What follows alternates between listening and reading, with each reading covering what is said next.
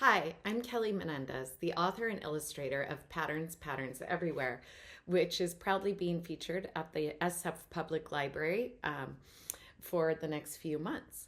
I wanted to talk a little bit about my process here, the making of this book, and what inspired me. Really, I love nature and I love observing nature, being out in nature, and taking notice of the small details within nature by drawing in my sketchbook. So I came up with this story, and I originally started drawing and writing in my sketchbook.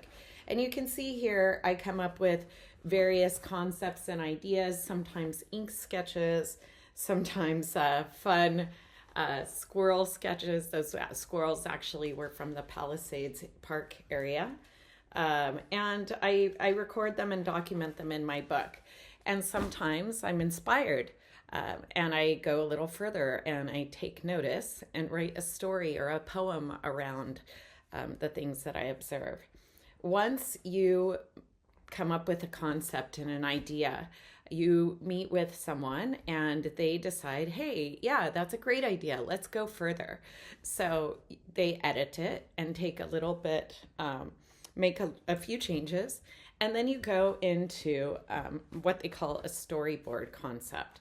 So from there, I drew a bunch of squares on a page and drew small storyboards, as you can see there. So small little sketches, thumbnails that help to tell the story to the person reviewing the book. After those are approved, you take it further and you do some sketches.